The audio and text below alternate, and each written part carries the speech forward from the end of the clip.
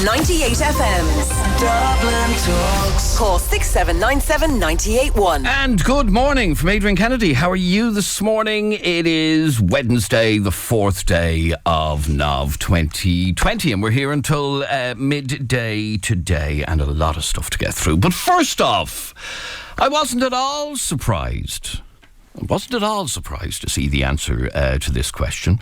Just like the debate over which is the best topping to have on a pizza, people can never agree with what makes the ultimate sandwich. We all have our favourite things that we like to put between two slices of bread. Well, yesterday, there's a day for everything actually. I was amazed by this. Yesterday was World Sandwich Day. And by all accounts, we love our sandwiches. I love an El Sambo myself.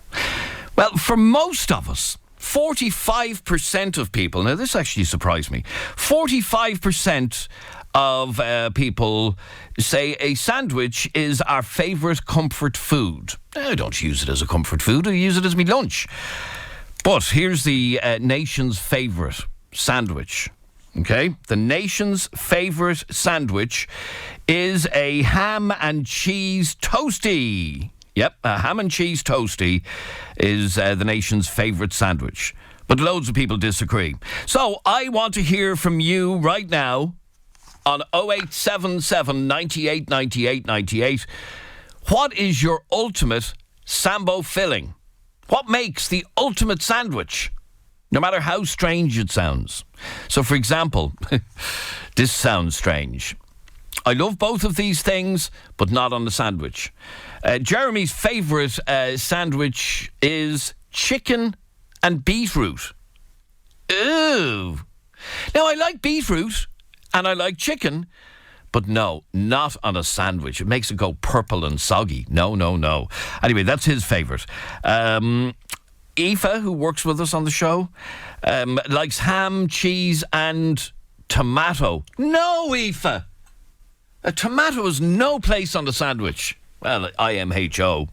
I want you to send me a WhatsApp voice note right now to 0877 98 98 98. 0877 98 98 98. What is your favourite sandwich filling? We all have one. Mine is turkey or chicken, but preferably turkey. Turkey and egg mayo. Oh, yeah. Turkey and egg mayo. That is my favourite sandwich filling.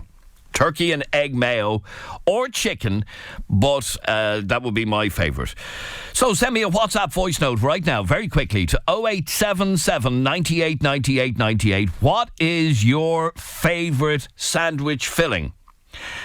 Is it the same as the rest of the nation? The majority saying that it is a ham and cheese toastie. Now, I have to be honest, I do love a ham and cheese toastie.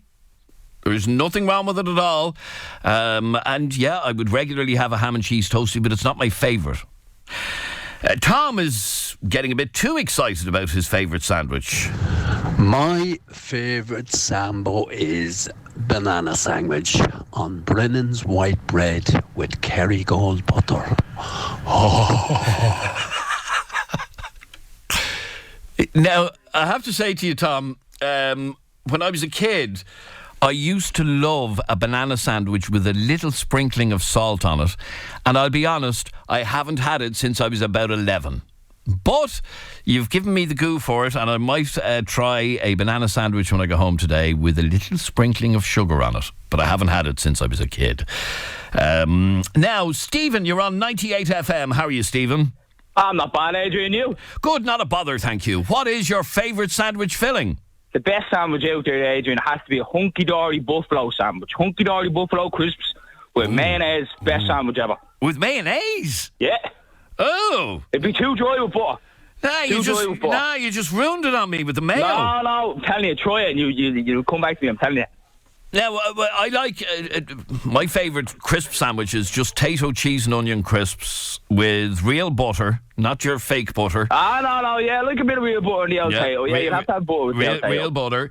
And I also like No, salt and vinegar crisps on bread is all right. But I've never tried the Hunky Dory's Buffalo. Oh, you have to try the Hunky Dory Buffalo, Adrian. You have to. Right, Hunky Dory Buffalo crisps with... You have to try the mayo as well. You have to put mayo on. Only a small bit. A small bit of mayo. Yeah, it's whopper. Right, okay. I'm going to try that today as well. Jeez, you try that, Adrian, yeah? I'll be eating sandwiches all day. You have a good day now. Good man, Stephen. Thanks very much. Good luck. Bye. Bill sent me this. Lads, a slice, easy single cheese, you know, a little thing in the square of the packet, and King crisps, loads of butter, and then fold it over.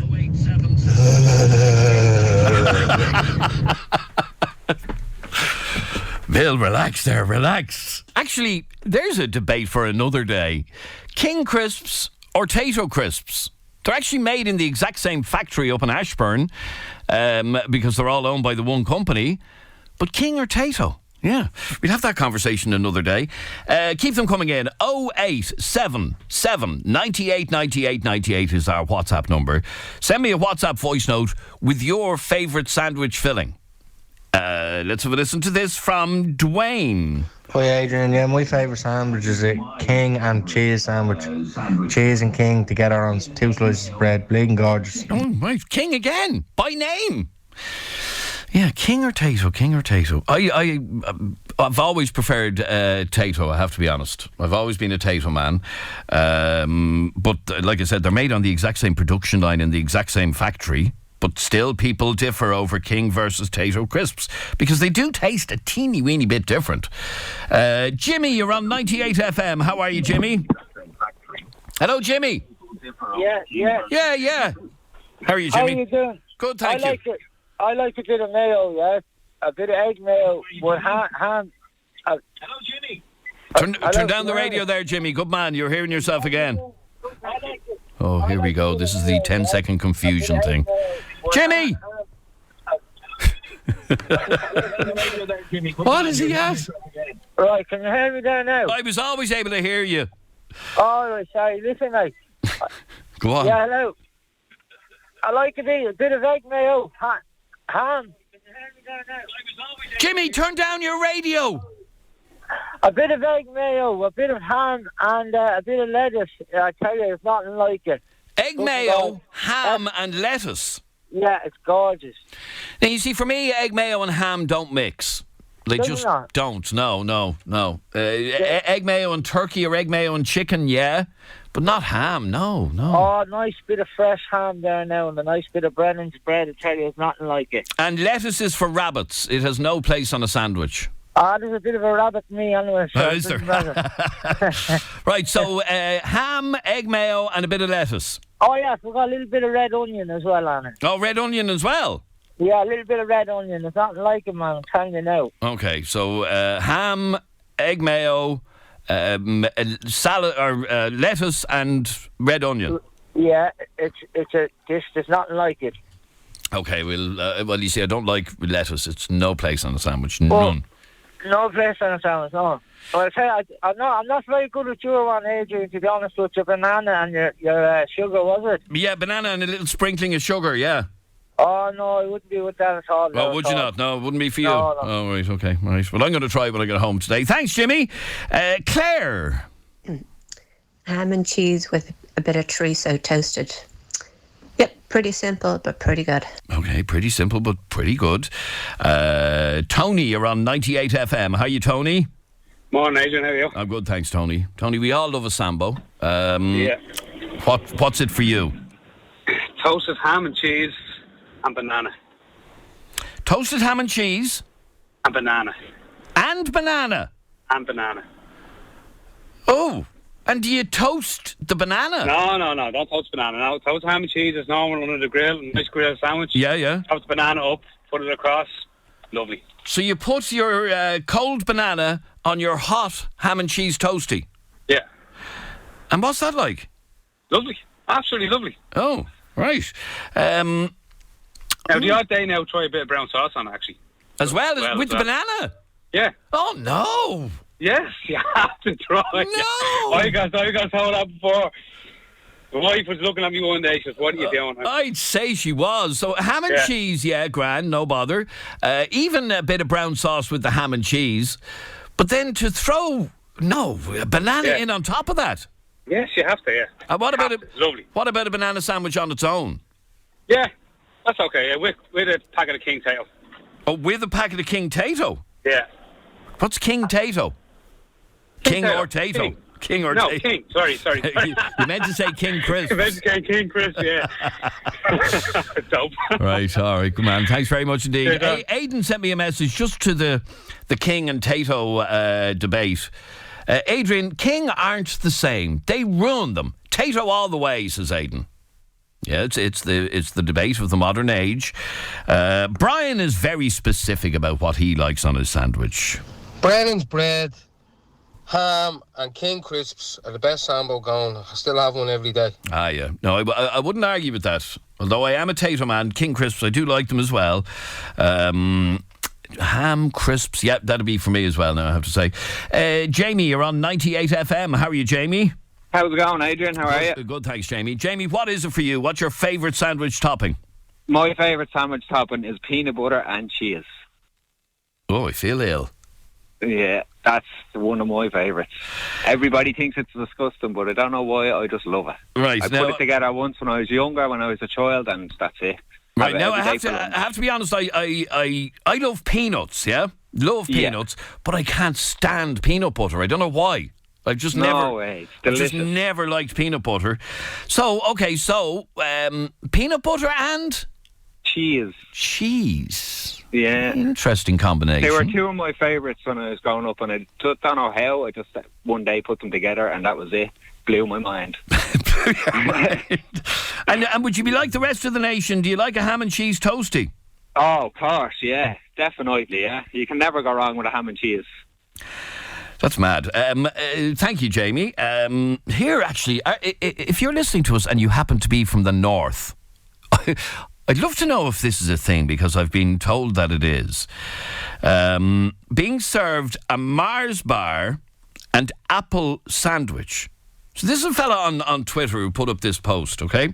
And he said, me at a Presbyterian funeral today and being served a Mars bar and apple sandwich and everyone around me saying, what do you mean you've never heard of them? You've got to have Mars bar and apple sandwiches, a classic. Now, if you are from the north, because this guy was at a funeral up the north, and he specifically said it was a Presbyterian funeral up the north, and he had a Mars bar and apple sandwich. Now, I have never, ever heard of a Mars bar and apple sandwich. If it is actually a thing, let me know, please. Call us on 6797981 if you've ever been up north and had, or maybe you're from the north. Is that actually a thing? A Mars bar and apple sandwich. Sinead isn't happy. Adrian, wash your mouth out right now. King all the way, all day. No. Jeremy is saying there's no difference in taste. There actually is a difference in taste. There is. There 100% is.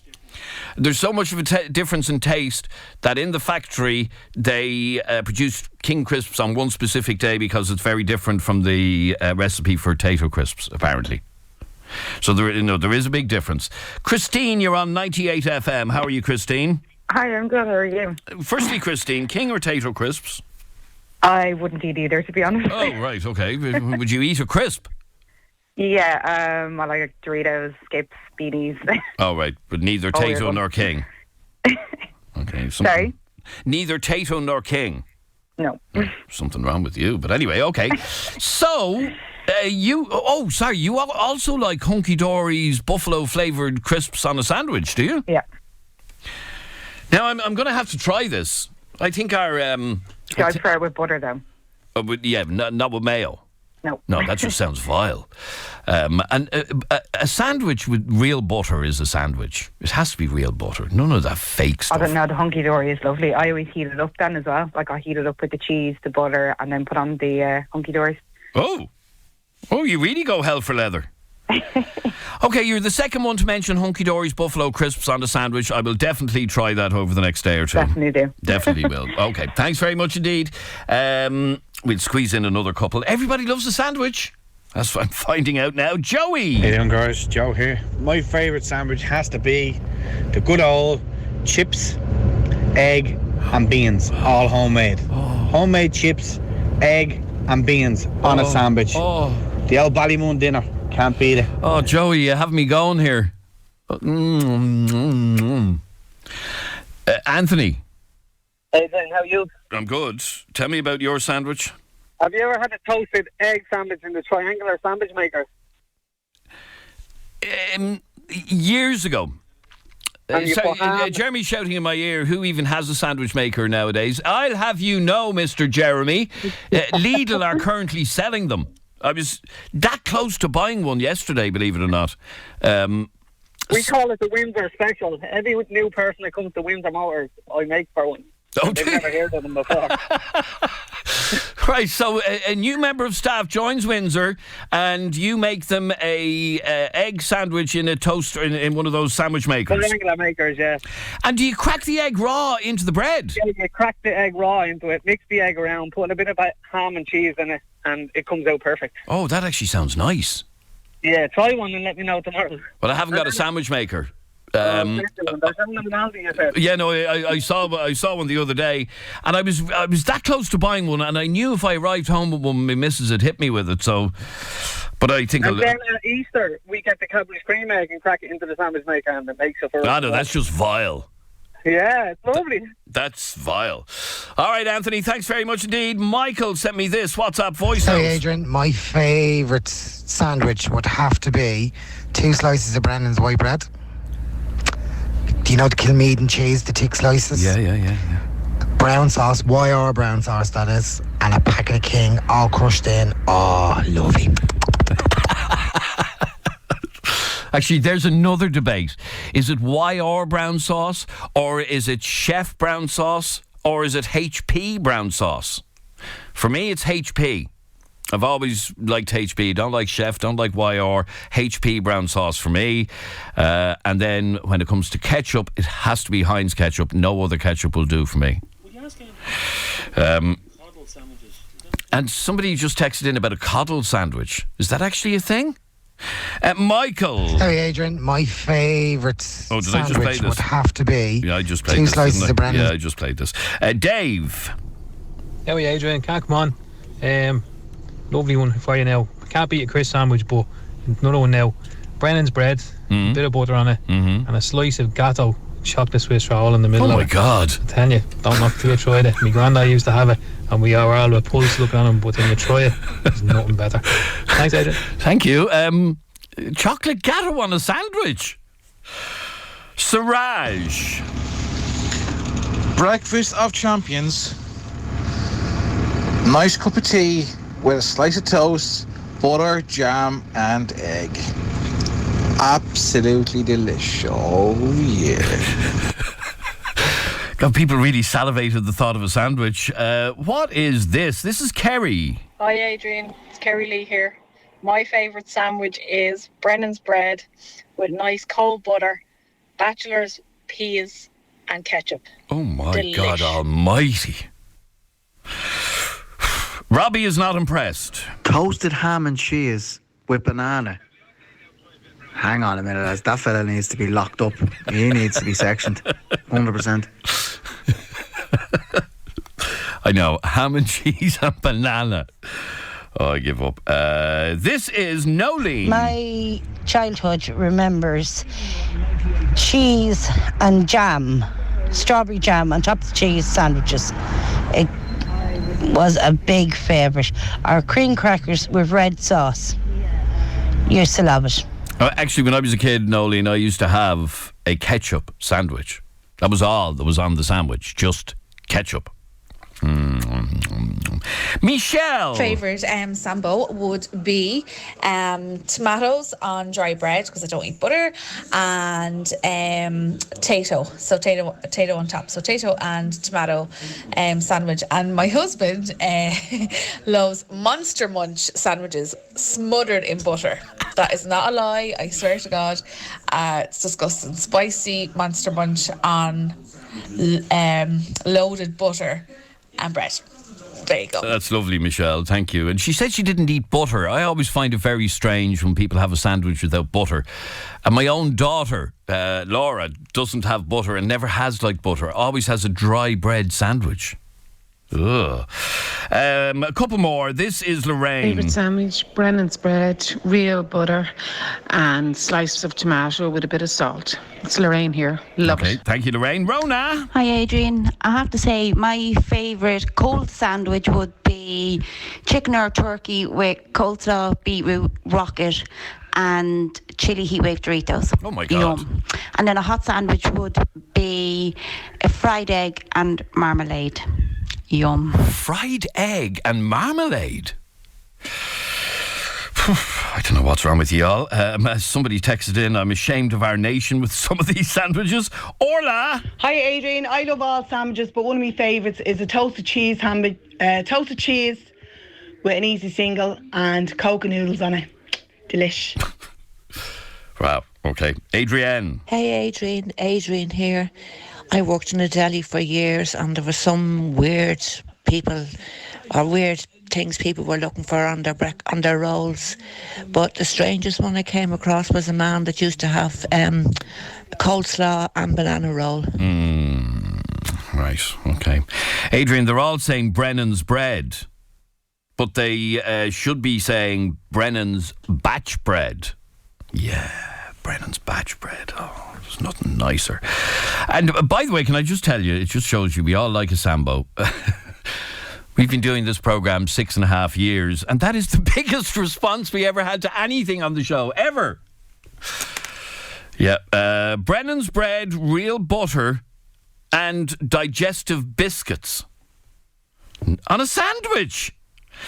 And like I said, I could read them out for hours. My husband eats Jaffa cakes, Jaffa cakes on toast, says Danielle in Ballyfermot, but only when he's drunk. Anyway, like I said, we could take these for the rest of the day. They're brilliant. Thank you very much indeed for all of your messages. You're listening to 98 FM's Dublin Talks.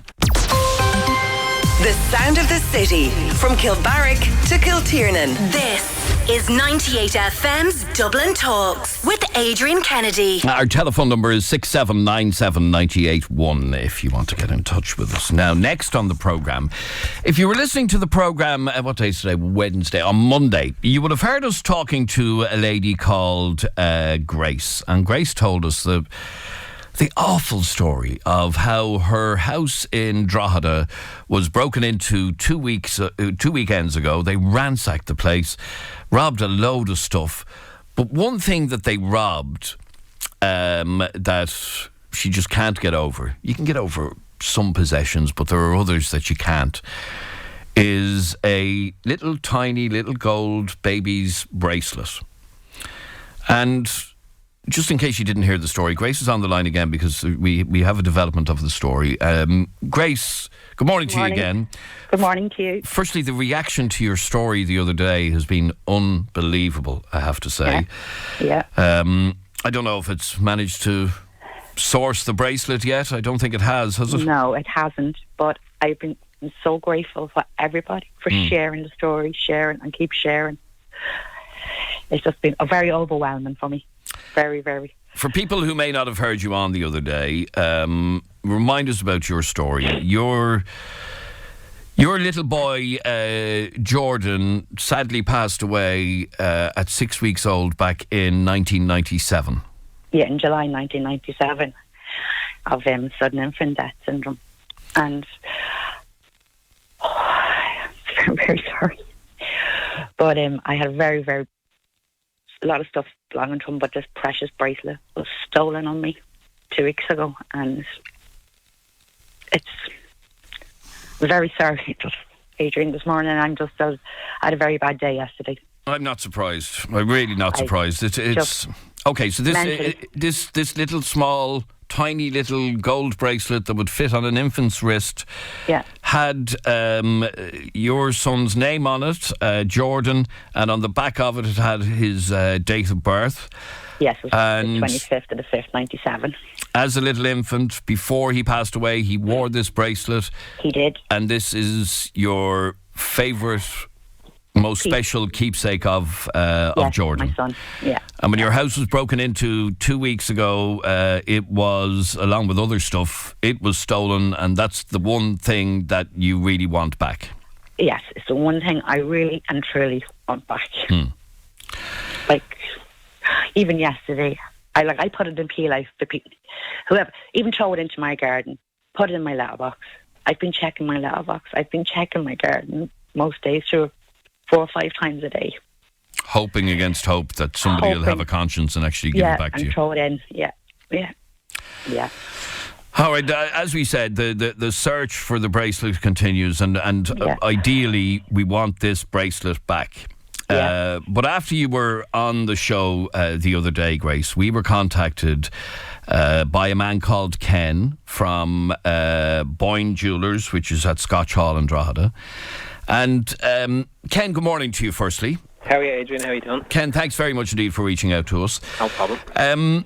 How did you feel when you heard that story? We heard Grace's story on the radio, and we do similar bracelets to that, and our heart went out to Grace when we heard the story. And what we said was we'd like to offer Grace a bracelet. I know it won't replace the sentimental value of the original, but if she'd like to come in and pick out a bracelet, and we'll engrave it and all that for her free of charge when we open back up on the 1st. That's very decent of you, Ken. You've seen photographs of the bracelet. You'll be able to make one very similar, will you? Yeah, we have them here in stock, so we'll be able to match it up very close for her.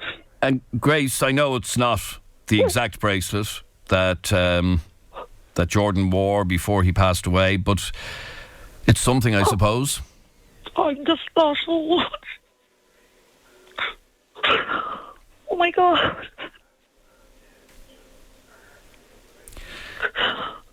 Like I said, it's not going to replace the bracelet. It'll never replace them, I know.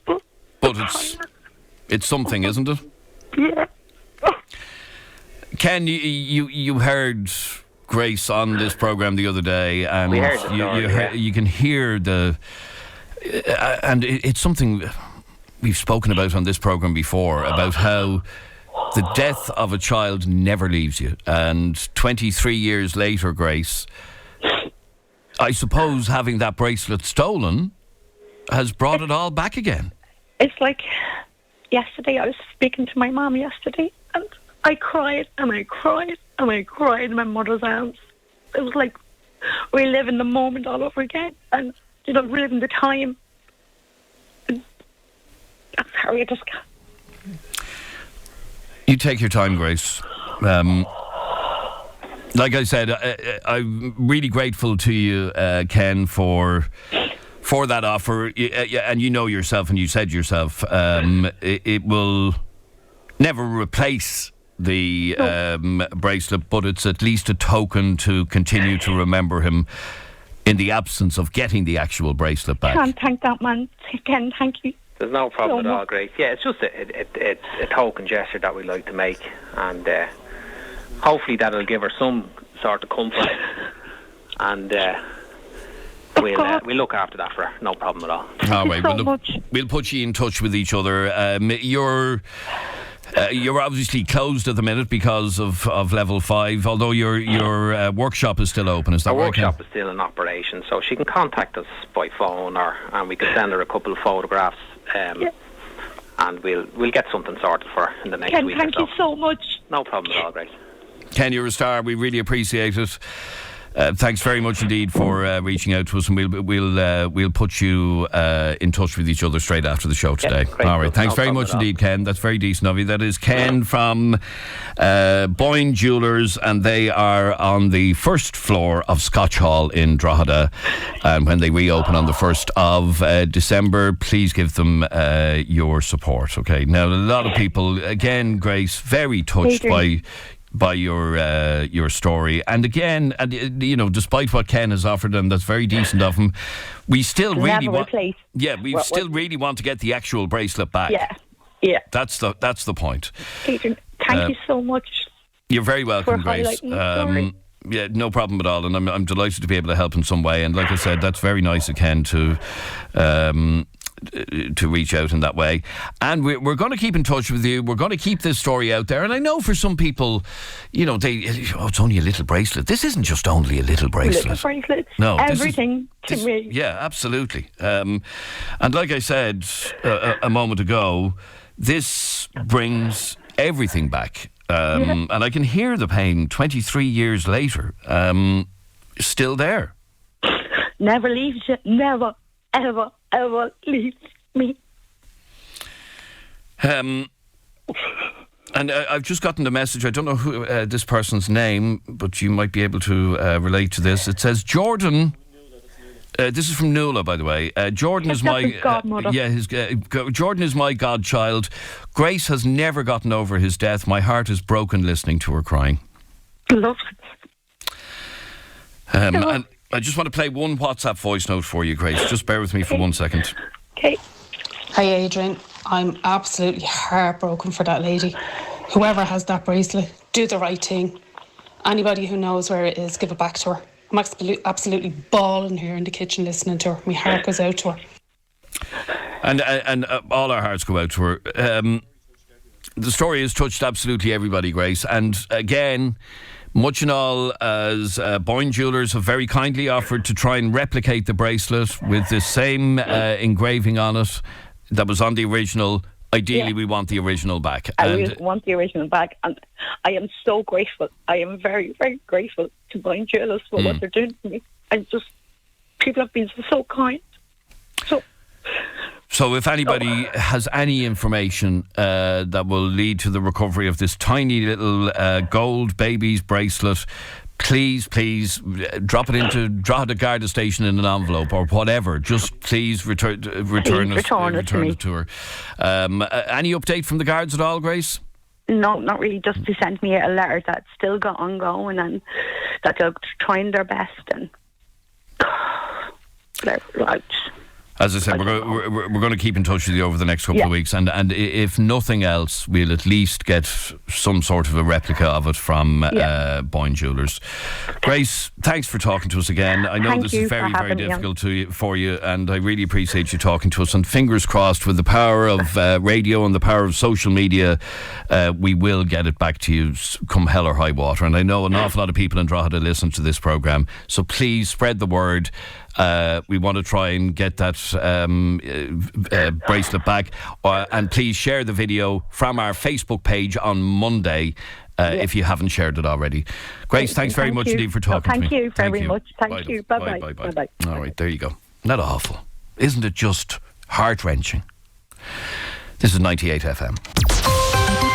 The sound of the city, from Coolock to Cabinteely. This is 98 FM's Dublin Talks with Adrian Kennedy. And we're here until midday today. Our telephone number is 6797981. You can text, you can WhatsApp, or you can send us a WhatsApp voice note to 0877 98 98 98. Because next on the programme, a topic that rarely gets discussed on the radio, yet it's something that affects thousands of people.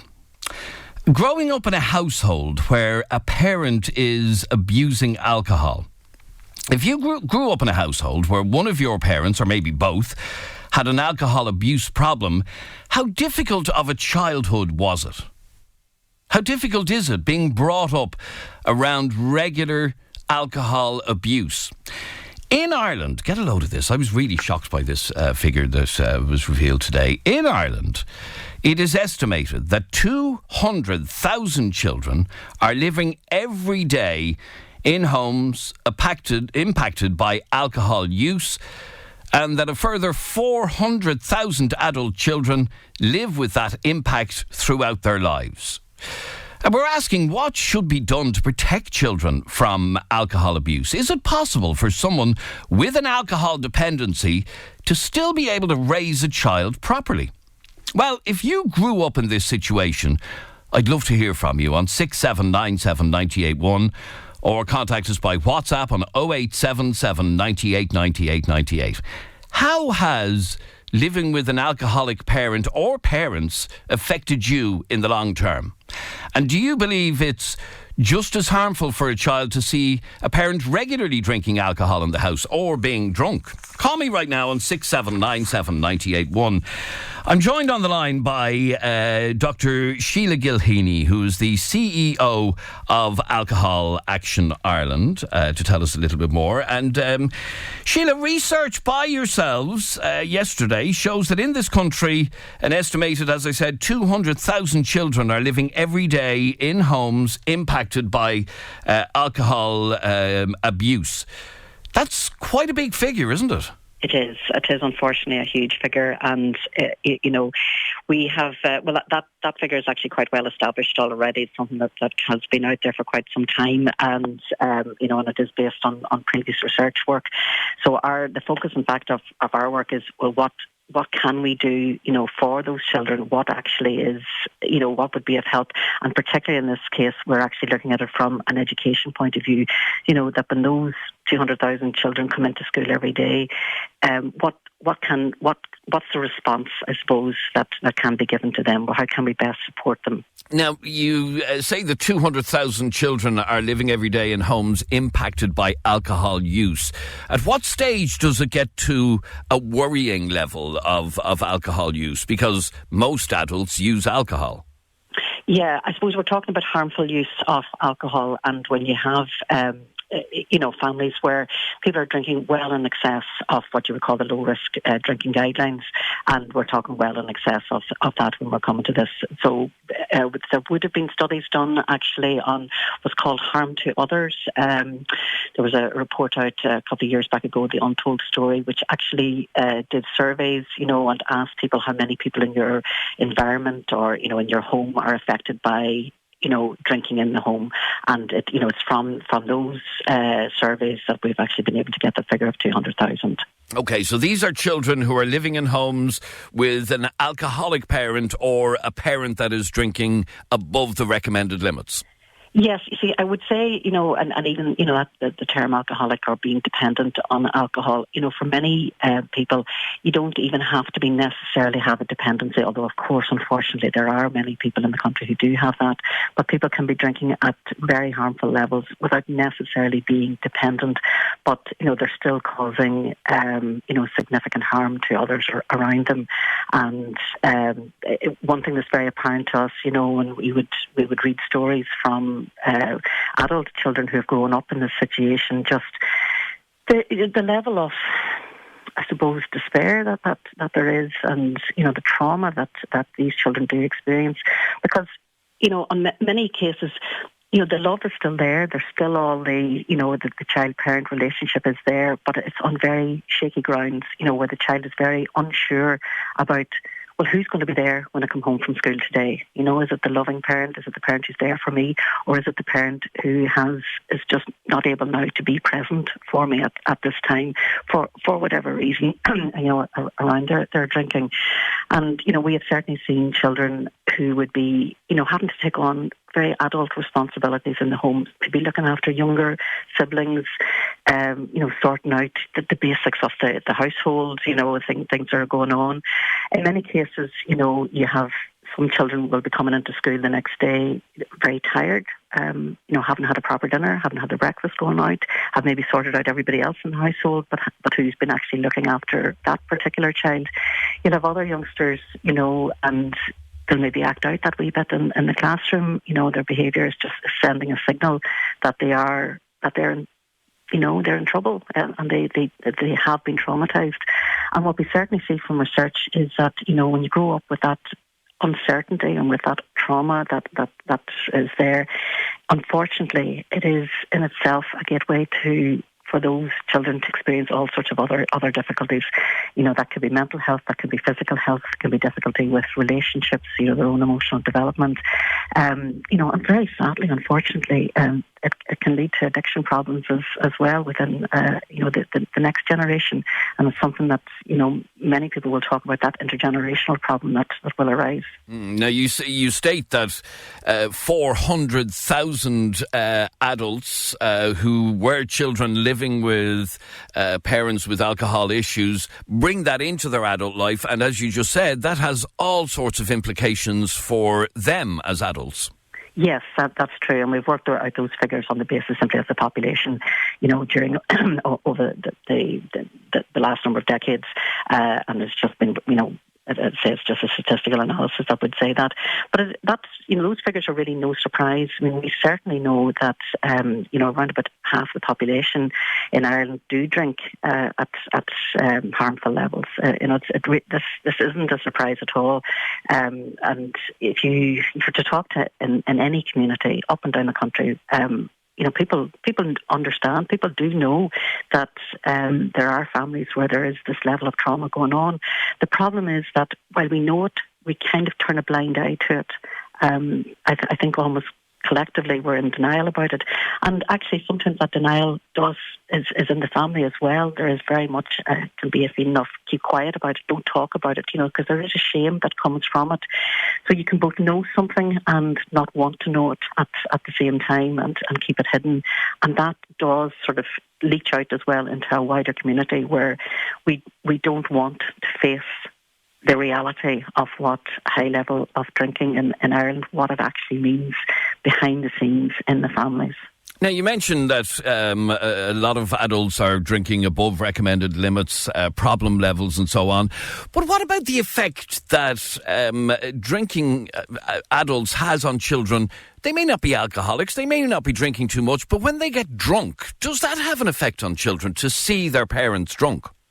Yes, it undoubtedly does, because simply, if you're drunk, you're just not able to be there for the child. And, that simply is, are you aware of their needs? Are you aware of the attention that they need? As I say, on the basics, of, children looking, maybe say a bit of help with homework, just looking for the ordinary love and attention that would normally be there, but which is just that bit harder to give if somebody is under the influence. Finally, for parents listening who know in their heart and soul that it's you they're talking about, they're drinking too much in their house around their children, what should they be doing? I think actually, firstly, there's very useful help on the HSE Ask About Alcohol site about, kind of looking at your drinking and, having a think about that and, sort of seeing, perhaps taking some of the quizzes that would be on there just to I suppose, to measure out what actually are you drinking. And then, there's also they would signpost there for places where to get help and how to approach, firstly, addressing, the problems that would be there. There certainly is help available. And as you say, I do think many people do recognise and do know, but do need a bit of support and help with it. Our particular concern here is for the children and really trying to look out for them, and from within a school context, we would be looking at schools would be called would become what we would call trauma informed, become trauma aware, and that really is taking a whole school approach to the issues of trauma that are coming in literally every day into the classroom, and being able to signpost to how best to support those youngsters. All right. Dr. Sheila Gilheany, CEO of Alcohol Action Ireland, thank you very much indeed for talking to us on 98 FM.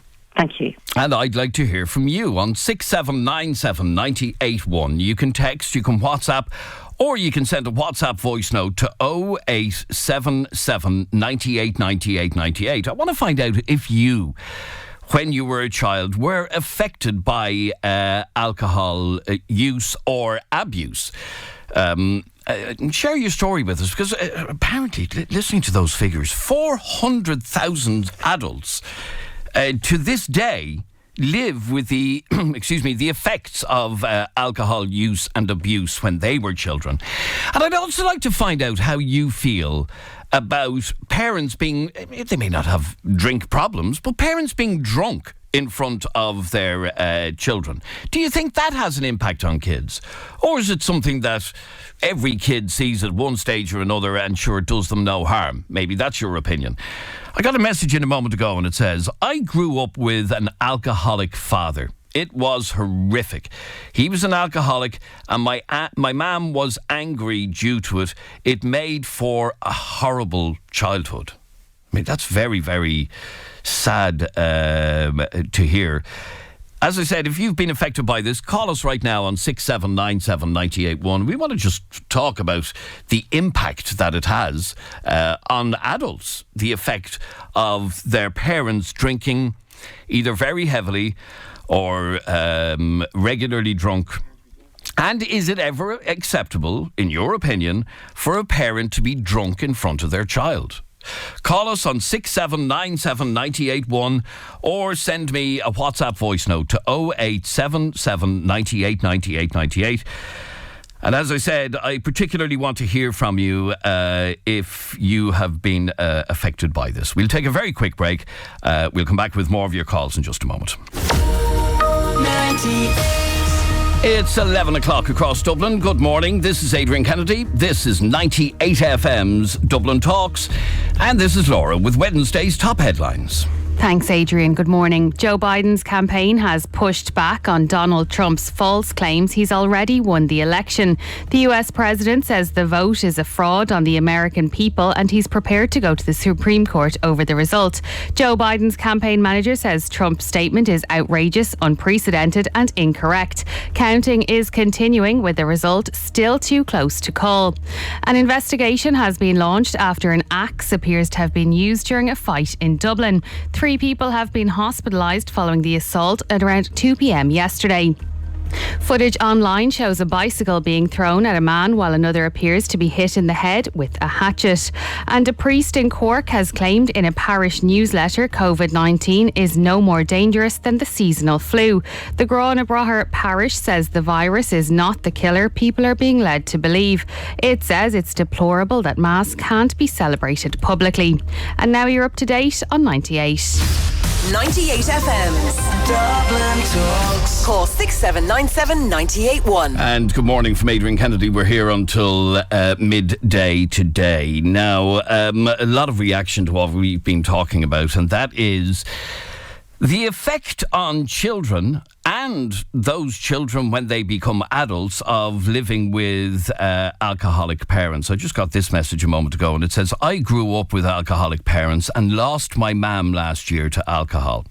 You live with a lot of fear of not knowing what could happen with violence and so on, but at the same time all you want to do is mind them. The child becomes the parent. That's very sad. Brian, you're on 98 FM. How are you, Brian? Not bad, yourself? Good, thanks, Brian. Now, you were adopted as a child and adopted into a home where both parents drank. Absolutely, yeah. It would have been in the early 70s, I think. Alcohol was rampant then, you know. We lived in an area where there's plenty of pubs. Dad would have been... Now, let me start off by saying that they adopted me in. They done their very best for me, you know. They were loving. I went on to feel loved. But the damage is done when you're very, very young in a house like that,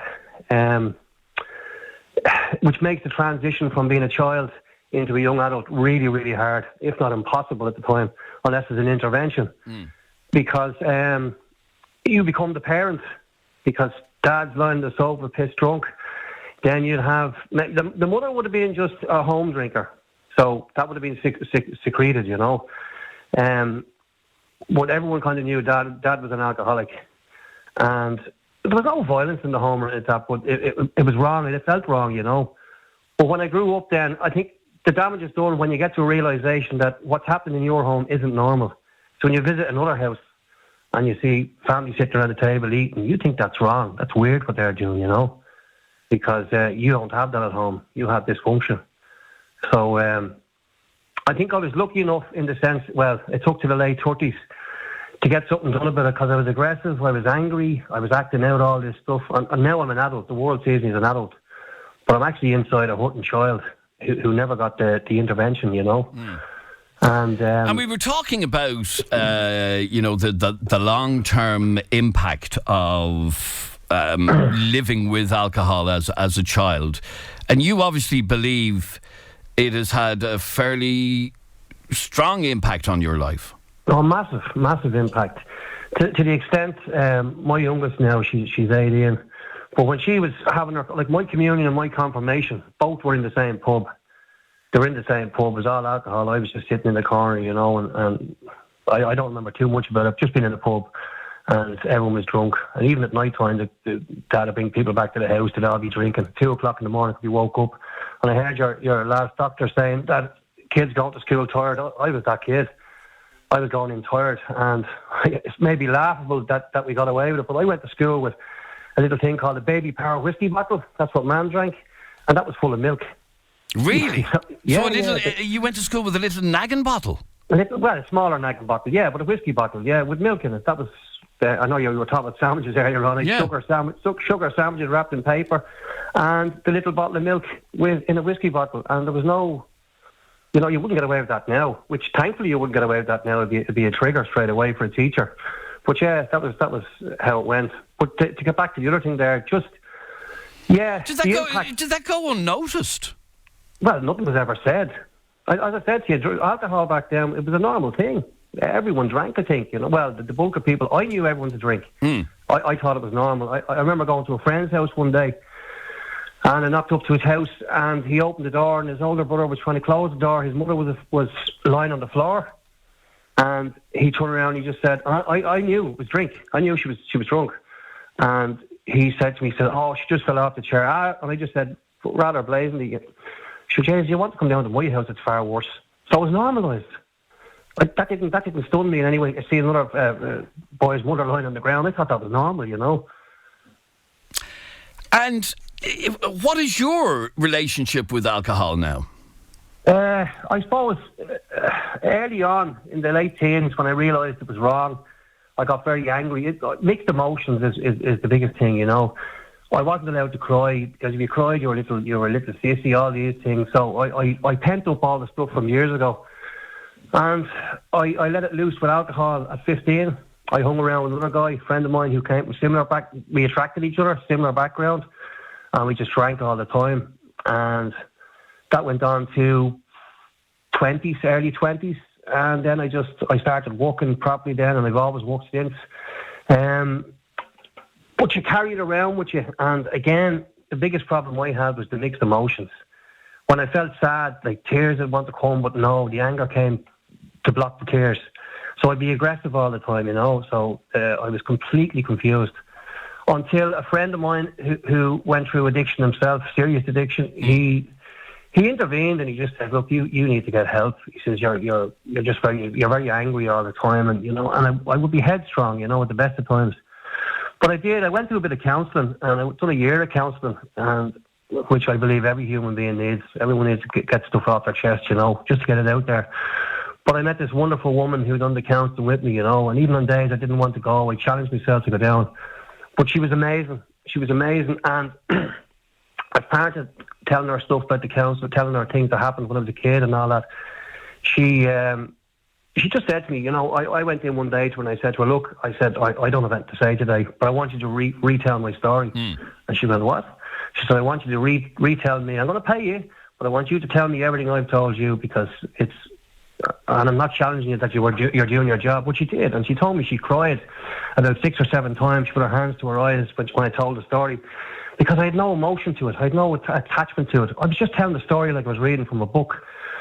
And anyway, we done the counselling, and about 3 months into the counselling, I went for a walk one evening. I used to walk the dog, and I found myself back in the town where I lived when I was a kid. And I revisited all the places, and I was late. I probably looked like a weirdo, but it was late at night, and I looked into this little house. I stayed across the road from the house, and I could actually see me in the sitting room, sitting there, and my dad on the sofa, drunk, and my ma drunk in the kitchen. I could just see all this stuff, you know. But I went back to counsellor and I said it to her, and she said, "What you're doing is you're retracing your steps. You don't normally do that. You're 6 months to a year into your counselling, but you're healing yourself. You know, you're telling the little boy in you that everything's okay now." But the biggest factor for me was the day I went down to the pub on my own one evening, and the pub was empty.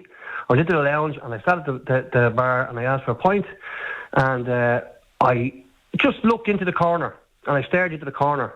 And I could see me. I could see me as a little child sitting on a chair there and crying. And I got real emotional. Didn't even finish the point. Got up and left. And that was the breaker through for me. I was starting to heal. So to now it's affected me in the sense that I don't really drink. I'd have an occasional drink. I don't drink at home. I brought my daughter, when she had her communion, we brought her to a restaurant, but for her confirmation, she wanted to go to this pub that served food. Right. And I was totally against it. And she said, I'd always been open with my kids about alcohol and that, and about part of my past. And she said to me, Dad, it was kind of really the trigger moment for me. She said, Dad, you're not your mum and dad. You know, you can drink in front of us. Like, we know you're not an alcoholic. And I got real emotional. And that was very strong of her, wasn't it?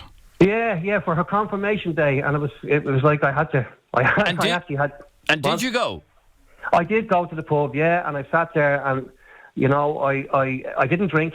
I did go to the pub. I had some food, and a lot of people were drinking there, you know, and for me that's a problem. Like, it's not everyone's problem. It's the one I have to live with. I just don't agree with kids sitting around pubs and seeing. It's okay to go and have a bit of food, maybe one or two drinks and leave, but to sit there and watch kids constantly, you know, running around. Kids are kids. They're going to do what they're doing. They're telling you, like, this isn't for us. We're bored.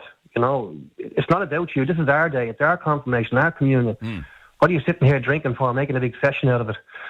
So I suppose, you know, that's for me. I just say one little thing there on the counselling, and it might sound weird. Growing up in the 70s, you'd watch, you know, we all watched different programs. I watched Little House on the Prairie, and when I was 30 odd, I was watching it one day. It just came on and I was watching it, and I felt so sad and so emotional, you know. But again, the tears don't come. They get as far as the throat and they stop.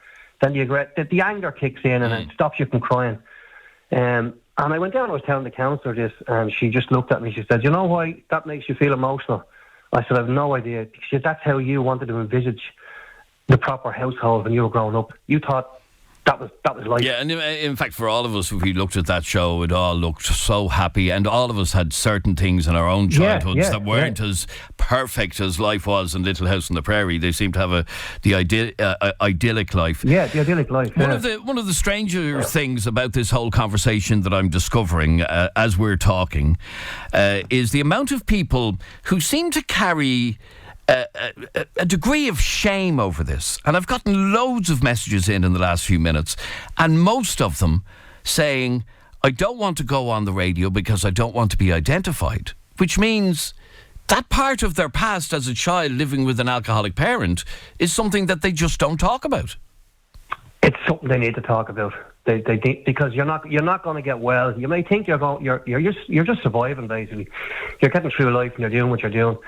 Go and get a little bit of help. Go and do the count. There's plenty. There's Al-Anon. There's all these places you can go, you know. Okay, but let me read one such message. Okay. And it says, I'm not going on the radio as I don't want to be identified, and I don't want people to know it's me. But I am one of those adults that grew up with what will be called a functioning alcoholic. I'm now in my late 30s, and still today there are people who would be shocked to hear what was happening in my home. My childhood and teenage years were taken from me from a very young age. I had to be the main carer to a younger sibling and look after responsibilities that were far beyond my years. I'm a mother myself now and have struggled for years with my mental health. I've been in and out of therapy, which thankfully has kept me from going down the wrong road myself. But I can see myself having to keep going to therapy to keep my head right for myself and for my kids. But the most interesting part about that is the part of her message where she says, I would be afraid that someone would recognise my voice. Now, that says... I thought that, you know. I thought that originally, and I said, look, what the hell? It's me again, because I've had the counsel. I don't mind talking about it. You know, if it helps anyone else to get out there, You don't own the shame. It's not yours. It was given to you, you know. It was only loaned to you. Get rid of it. Go and get the help. Get rid of it. Talk about the feelings. Again, I still struggle at times. I'm not going to lie to you. I struggle at times with the anger and the tears, and even just listening to that girl with the bracelet. You know, the emotion that I was going through listening to that, because I can relate to certain parts of that. One of our children, what do you call her? Godchild died, and I can relate to that, you know. And the tears were coming out, but they stopped. So again, it's the mixed emotions. It's something that I don't think you'll ever get over. And I don't say you learn to live with it, but you got to make it better. You got to go and do the talking. If people think you're weak for talking, you're not. You're actually strong. You're actually strong. All right, Brian, stay there for 1 second. Again, if you've been affected by this, we're talking about life with alcoholic or functioning alcoholic, or parents who or a parent who just drank far too much, and the effect that it has on people. Let me have a listen to this WhatsApp voice note from Justin. Good morning. I grew up with an alcoholic in the house, an alcoholic parent, and it was awful. And the simple fact is, a drug is a drug, so it's absolutely no difference if they're smoking crack or doing any other drug as they are abusing alcohol. Maybe in that abusing alcohol is a little bit more socially acceptable, I suppose. Amy, you're on 98 FM. How are you, Amy? I'm good. How are you? Good, thank you. You grew up in a similar situation, but you actually moved to the UK when you were just 17 because of it. I did, yeah. I mean, as far as I remember, my mom always had an alcohol problem, but I think I started to notice it more when I was maybe 10, 11, and when I started going to secondary school. That's when it got really bad. Like, she had several injuries from it because she would fall. She fell from a window. She broke her back, her legs. I remember being woken up in the middle of the night by the police saying, your mum has fell out of the window. I remember having a seizure, and I just remember seeing somewhere you have to put something in the mouth, and this was me at like 12. So I put something in her mouth. At the age of 12? Yeah. Yeah. You got a knock on the door to say your mother had fallen? I think I was 11, actually. That was 11, yeah. I got a knock on the door at 2 a.m. To say that your mother had fallen out of the upstairs window?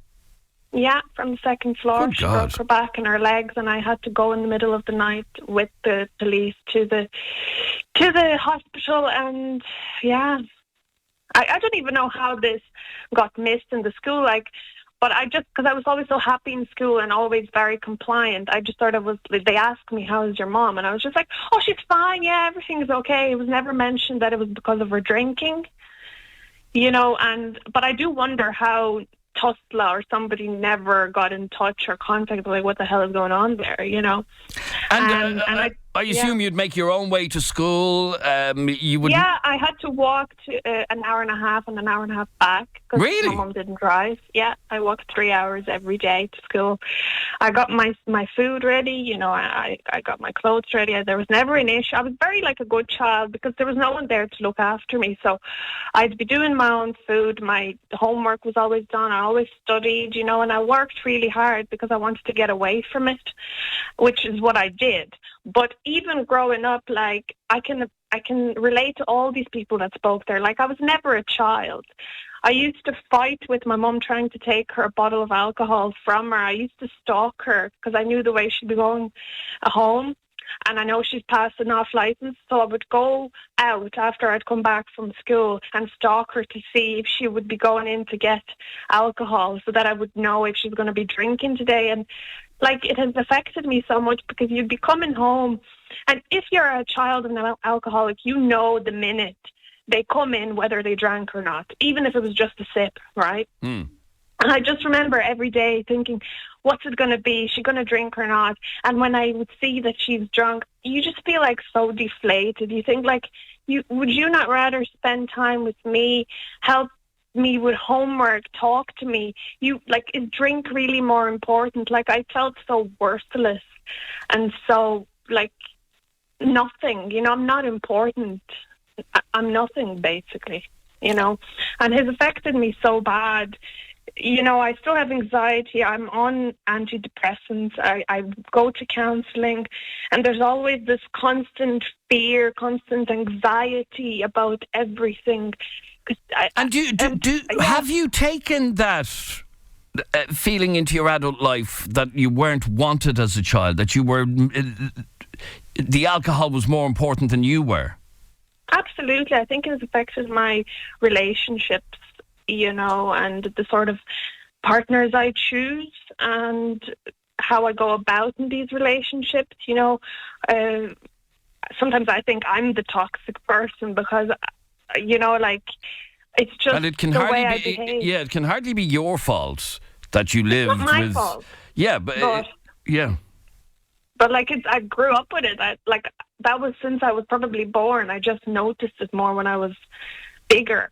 So that's what I grew up with, always stalking, always fighting, always afraid, every day checking what's it going to be. I used to steal money from her purse when she'd be drunk so that she wouldn't be able to buy, alcohol.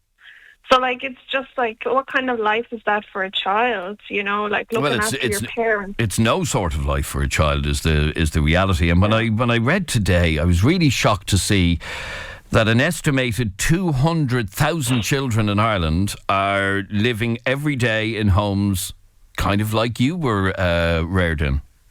But That's what awful. can you do? Because I tried to get her to Alcoholics Anonymous. She didn't go. I tried to steal money so she wouldn't buy. She bought it. Unless an alcoholic wants to get help, you can't help them. And as a child, I was so afraid that I'd be taken into a home. Because obviously you love your parents and you don't want to go somewhere with a stranger. So I would rather that she continued drinking and I continued looking after her, continued being in this traumatizing home rather than being taken into a home. So even if the help is available, there's not much we can really do, to be honest, I think, because children are too scared. They don't want to be away from their parents, even if they're the worst parent in the world. Yeah, absolutely. And can I ask, is your mum still around? Yeah, so I went over to England and I spent 3 years there. I did my bachelor's. I lived by myself, worked by myself, and thankfully she stopped drinking. And I came back to Ireland, and I'm actually living with her now. Oh, right. And we have a pretty good relationship, I can say. She doesn't drink. She's working. She's doing really well for many years now. Well, that's 5. Fantastic. That's great to hear. It is fantastic. And you now have a good relationship with her? Well, I think we do. We share, intimate stuff, and we can talk. But I think there's... Have you ever talked to her about what you've just talked to me about? I think before I did. A lot of times I tried, but I think she was so shy and so embarrassed. But since you became sober? Yeah, that she just, she doesn't want to talk about it. And to be honest, I understand. And I think we've come so far, and she has stopped. And I think that's the best conversation, without the words. So rather than looking to the past, you look to the future with her? Yeah, but to be honest, there is always this wall between us. There's always if she wants to hug me, I sort of flinch. I don't want physical. There's going to be always this thing between us because of what she did to me.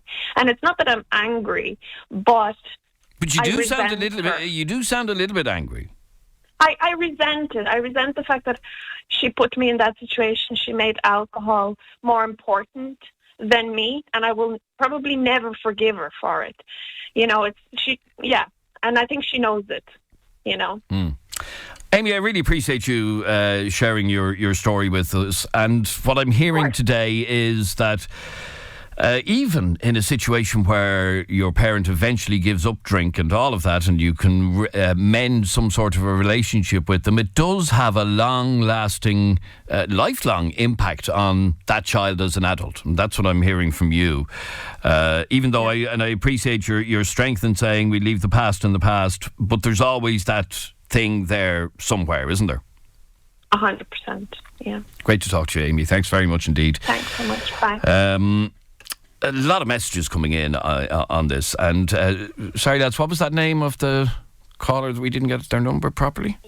Desi, if you're listening, we appear to have taken down your number incorrectly. So if you could give us a call back, we would really appreciate it.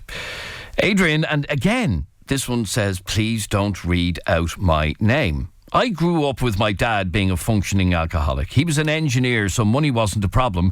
My poor mam never took a drink, but was often on the receiving end of his anger when he came home. As a child, I used to stand in front of my mam to protect her. It was horrible. It became a problem for me in that I started to drink and all the bad memories came flooding back. I reached out for help and thank God 3 months of rehab was amazing. I learned it was not my fault. I'm alcohol free almost 4 years. I've 2 brilliant daughters who supported me all the way. I never drank while bringing them up. And again, this is from a lady who says, please don't read out my name. Which again suggests a degree of shame that people take into their adult lives, that they feel that they can't talk about what they went through, either because it's shameful for the parent or shameful for the child as an adult. A lot of messages coming in on this, and we'll deal with another couple of calls straight after the break. Don't go away. The sound of the city, from Lucan to Lusk. This is 98 FM's Dublin Talks with Adrian Kennedy. A lot of messages from a lot of people asking us not to identify them, and I'm happy enough to do that. My friend as a child, says this message, her dad was an alcoholic and she stayed in my house all the time. He was awful. Even nearly made her miss her Leaving Cert exam. No matter how awful he was, she always went home after being in mine. She is an adult now and so angry. I don't think she will ever forgive him. It was so hard to watch as an outsider, but good that we could have somewhere for her to stay when she needed it. We should all be aware that things happen behind closed doors and sometimes someone just needs a place to rest their head for a while. Such a good topic. Thanks for sharing. And this is from David. Good morning. This is a subject that can't come on air. It leads to childhood conduct disorder that leads to adult personality disorder. It's diagnosed under the DSM manual. Unfortunately, you can't be diagnosed with adult personality disorder until you're 18, but childhood trauma definitely is a factor for those 2 traits in the human body, and it's got to do with the cortisone as well. It's an actually very interesting subject you're talking about this morning again. Fair play to you. Thank you very much, David. Another message says, daily, my mother and father drank till they were drunk. My unclassified lived with us. I'm not sure what that means. And he was an alcoholic too. It was like the house from hell. They were always drunk. As a result of this, I'm repulsed by alcohol and I never drank. Also, my husband doesn't drink. My uncle lived with us as well. My husband doesn't drink. I've grown up 3 kids now and they don't drink either. It's a scar that stays with you forever. And Kate, we have disguised your voice and changed your name, and it seems that this is a common thread through this conversation. You grew up, like that message that I just read out, with both parents being alcoholic, is that right? Yeah, that's right. Both parents were alcoholics. My dad was the worst, and basically my dad turned my mum into an alcoholic. I have memories of my dad coming in drunk, falling over the dog. And I have memories of my mum. I'm an only child. My mum had 7 miscarriages. So when I came along, I was miracle baby, and my mother adored me. And I strongly believe that my dad was very, very jealous of me. Was very jealous of you? Yes, because I was getting all her attention. And he never bothered with me really when I was a kid. I had memories of hiding behind the chair in his car just so he'd bring me to the shops with him. And so he left on Valentine's Day when I was 7, and it was the best thing he ever did. So these memories are all from before the age of 7. Yeah, I actually have a memory. Now, don't ask me how I have this memory. I don't know. But I have a memory of getting my nappy changed. I was a baby. I was getting my nappy changed in front of the fire. And my mum is changing my nappy, and she's going and gone and laughing with me. He walked in. The dog is growling at him. He had words with her. He left the room. And I remember looking up at my mom's face, and she just looked so sad. I don't know how I remember that. But you do. Thing that I do. Another thing that happened was, as I said, I'm an only child. When I was 2, my mother got pregnant on twins. And she made it to 8 months pregnant, and he threw her downstairs, and she lost the 2 babies. Now, my mum was an alcoholic as well, but she hid a lot of it from me, to be honest with you. But I did see a few things, and, they were falling over drunk on, sun holidays. And I remember we went to Mosney one time, and there was the room had kind of like a double bed and single bed. So obviously I was in the single bed, and she brought a bloke back in the double bed, and I was listening to all of that. Oh my God. Yeah. Overall, now, she was a fantastic mother. I adored her to bits. My granny died in 90. She actually joined AA in 93. Now, we had a horrendous year in 94. We had a very bad house fire. In 95, my dad nearly died, even though we weren't in contact with him then. So we had tough years there. The whole priest thing started coming out in the 90s. And when all that started coming out, my mum started getting flashbacks. And it turned out that she was one of the victims as well, so she had all that going on. She still didn't touch a drop. Her mother died in 97. She still didn't touch a drop. But she did go off the wall after that. I remember being 18 years old, up in RD, in a psychiatric hospital. She was off the wall at the stage. She was off the wall. And I remember I was sitting in this tiny room, and I had 4 doctors and 3 nurses around me begging me to have her committed, because it was just me and her. It was only me and her. And they were pushing me to have her committed, and I just couldn't do it. So I brought her home, even though I knew she needed it. So I brought her home. So it ended up, the last 2 years of her life were just really, really bad, and I was 18 to 20 then, and I was on my own with her. So she ended up taking her own life in 99. Really? Yeah. As a result of her alcohol abuse? Her whole life, really. Her whole life. She just had a horrendous life. What age was she? I don't blame her.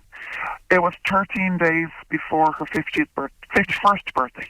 Oh my God. But she's still the strongest woman I've ever known. Yeah, you just said a second ago, I don't blame her.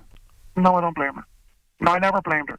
Do you know what? I was waiting for it, because, the way they say, especially if you lose someone to suicide, they say you go through the 5 stages of grief, and there's the shock and the disbelief, and a bit of anger in there as well. The anger, you get, that's part of it. You get anger with the person for doing it.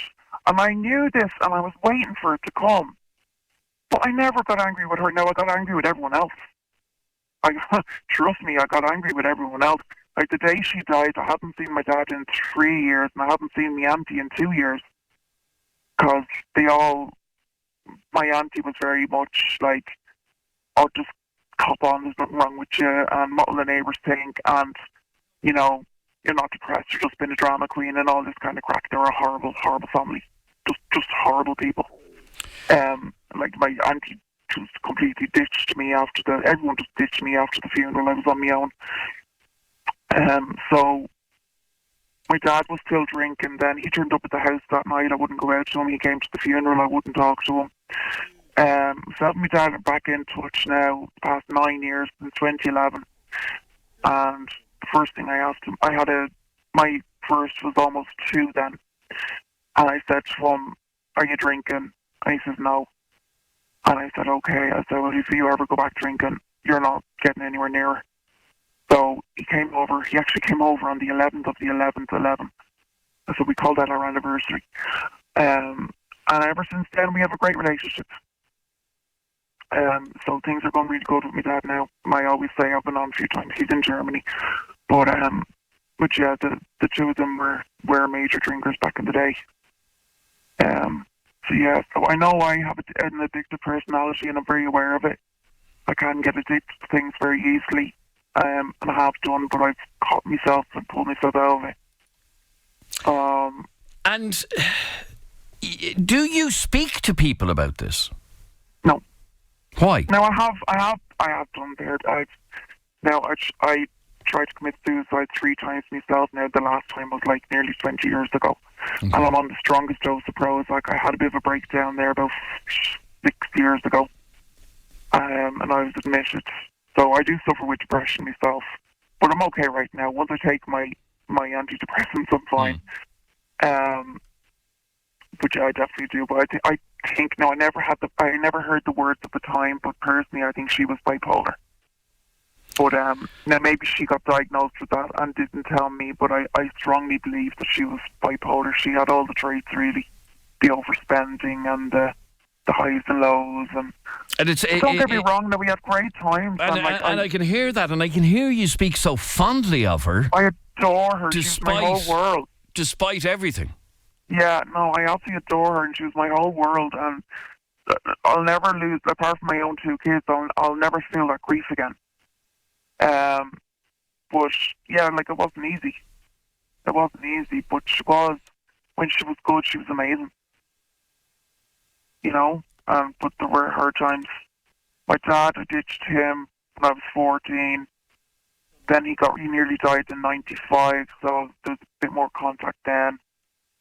Then when Mum died, I had to move in with him for a while and his partner because I was smashed broke. That was hell. That was absolute hell. So I left and just never saw him again until, that was in 03 I left. And I didn't see him again until 2011. Does it shock you? Can I ask you, Kate? Does it shock you, the figure that we've talked about earlier on, that an estimated 200,000 children in Ireland today are living in homes with alcohol abuse? Does that surprise you? No. No? No. Okay. And again, for all of those kids, they're going through the exact same thing that you went through. They're going the exact same thing that all of our other callers went through as children. And these children right now are being impacted in such a way that they'll carry it through the rest of their lives. Yeah, sure. I know of a girl only in the past, I don't know, 3-4 years, something, lost her 5 kids because she was drinking too much. So it is still going on. All right, Kate, I really appreciate you sharing your story with us. And let me just bring in one last call, and that's you, Peter. You lost your mum and many family members to drink. Due to the drink, yeah. We were taken away at the age of 5 because my mother's heavy drinking. I don't know if you recall the old Ducks Pond in Dunleary. I do. Yeah, my mother used to always be around there with my granduncles, with my grandfather, everything. The effects it has on people is unbelievable. As you said there, there's the amount of young people these days that are living with it. There's no support there, you know what I mean, for young people. There's no one there they can go to, apart from the social workers. Do you get what I'm saying? As I say, there has to be, something needs to be done. And what I've been hearing, Peter, is that a lot of kids living in this sort of situation are afraid of their life to speak out against their parents because they're afraid of their life of being taken into care or their parents being taken away from them or whatever, so they just continue to live with it. They just live, and then it's hidden behind the high doors. Hidden behind doors. I'm saying, again, like your colleague, like your one there, Katie, was it? Yes. The person that was just on there. Look, I know a few people. I mean, I've known them for years since I was a kid in the care system. Yeah, heavy drinkers now. Yeah, they've destroyed their lives. You know what I mean? They've destroyed their lives. Their kids are taken off. You know what I mean? It's a vicious circle. You know what I'm saying? They grew up in families that had the alcohol. You know, had the alcoholism from either the mother, the father, the brothers, or the whole family. If that makes sense to you.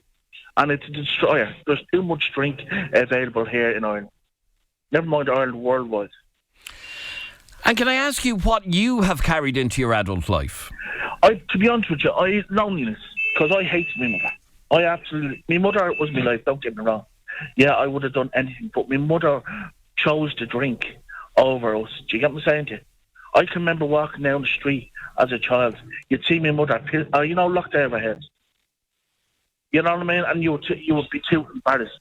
Then times she wouldn't bother showing up, to see you when she was supposed to be seeing you. It's the hatred, it's the pain that I carry still towards my mother, God bless her soul, and towards the rest of my family. Because again, we were, me and the sibling, we didn't have the best of life, you understand? But it was down, again, I blamed it on my mother. Fair enough, my mother was drinking from, I think she was, 12, 13. There was help there. The hospital St. Michael's warned her over and over to get off to drink, but she chose to drink over us all. And that's, again, the feeling that I've gotten from everybody. As a kid, they saw their parent finding drink more important than them, which is terribly, terribly sad. Let me read out just a couple more messages. This one says, I listen to your show all the time, and I swear this is after hitting a spot with me. My mother was a chronic alcoholic and died of multiple organ failure at the age of 54. I ended up full of fear and ended up in treatment twice. Everything that man is saying is so true. And as you just said, people don't want to go on the radio. I'm almost 1 year sober now, but it's a struggle. I ended up being so scared coming home from school because I knew what was ahead.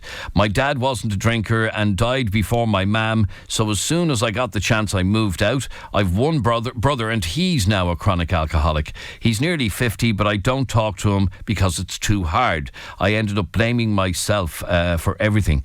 The amount of bottles of vodka I used to throw away and fill with water, and ended up getting my hair pulled out because of it. I'm going to a meeting on Friday that helps me. I only forgave my mother last year when I was in treatment myself. And another message says, my father was a functioning alcoholic, went to work every day, but would go to the pub after. I used to have to hide if I was out playing so my friends wouldn't see him going into the house. I actually married the exact same type of man. I'm 56 and I still think of it today. And again, another message saying, please don't read my name. It's a fascinating conversation, and the amount of people that we have gotten to know through the years doing this programme, messaging us anonymously, is actually quite scary, to be honest with you. The amount of people affected by this. If you have been affected by this, please go to the website drinkaware.ie, which has a full list of support services available to do with alcohol use and abuse. drinkaware.ie. We're back in just a moment with this week's Parent Talk. The sound of the city, from Donamead to Drimna. This is 98 FM's Dublin Talks with Adrian Kennedy. 98 FM's Parent Talk with Super Value Home Delivery. Get your lunchbox fillers sorted with Super Value Online Shopping. Every Wednesday at around about this time, we bring you 98 FM's Parent Talk, and I'm joined on the line by our parenting expert, Joanna Fortune, with your questions for Joanna. Joanna, good morning to you. Good morning, Adrian. How are you? Good, thank you. Joanna, I want to start, if I may, with a WhatsApp voice note that came in last week. And by the way, if you've any questions that you'd like us to put to Joanna, send it through WhatsApp 0877 98 98 98. Here is a message that came in to us last week. Hi, Adrian. Could you please ask Joanna for me, is there a way that I could help my 11-year-old son with tics? He's constantly moving his shoulder, like twitching with his shoulder, and then sometimes he goes into his nose, that he'd be constantly pulling his nose with no, I know it's not blocked, so he doesn't have a cold. Is there any kind of way that I could help him with that? Thank you. Right, there's a difficult problem. Yeah, and actually tics are fairly common in childhood, more than we think. They tend to start in and around 5 years old, and they can certainly linger and play out around this age too. Now, what I'm not clear about with this is how long they're going on, because usually, these kinds of childhood developmental tics, they're not usually serious and tend to improve over time, but and it's a big but, if there are any tics that are present, for, kind of 9 months, even a year, I would like those clinically explored. And what you would do is reach out to your GP and seek a referral to child and adolescent mental health services, the CAM services in your area. And they just explore what the tic is about. Now, all of that being said, if this is a recent thing, that he's only started doing it recently enough, we have to consider the kind of impact of COVID stress and anxiety on that age group.